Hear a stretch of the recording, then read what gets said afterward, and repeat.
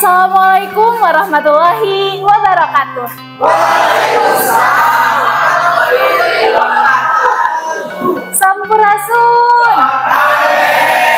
Palawargi kumaha daramang? Alhamdulillah.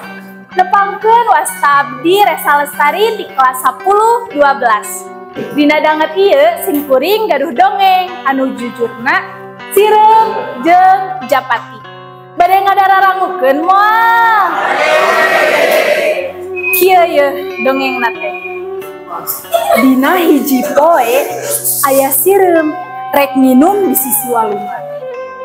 Keur ngarayap ka handap manehna ti soledan. Ragrag kana cai. Hadena caina rada ngeuyeumbeuk palebah dinya mah.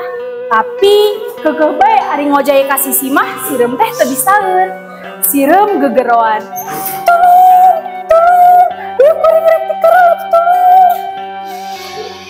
Kabeneran aya Japati keur cindeuteun tina tangkal kai anu nyodor ka eta walungan.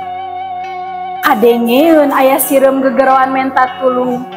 Barang ngareret ka handap, katenjoeun sireum keur kokosehan menta tulung. Japati teh karunyaeun, song diasongkeun daun teh ka si sireum. Sireum tuluy muntangan kana eta daun. Daun dibawa ku Japati ka darat. Sireum pohara nganuhunkeun anak ka Japati anu geus nulungan manehna leupas tina balai. Dina hiji mangsa Japati teh cindeuteun deui tina tangkal kai anu nyodor ka eta walungan. Kabeneran sireum anu ditulungan ku manehna oge aya di handapeun tangkal kai anu nyodor ka eta walungan teh. Di kajauhan aya paninggaran keur ngintip. Lempangna dari kakatayepan. Teu talangke deui buru-buru sireum teh ngaberebeja si Japati bari ngomong.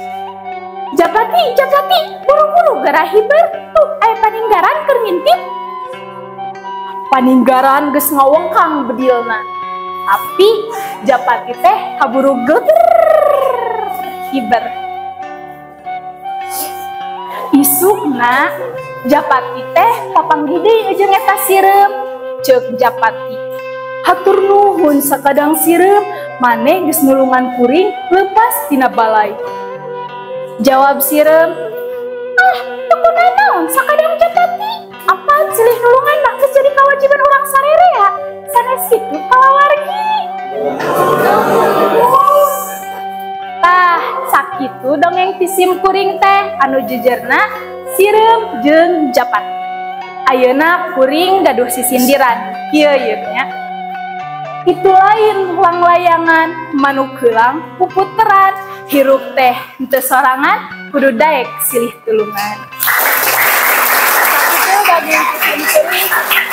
Wassalamualaikum warahmatullahi wabarakatuh.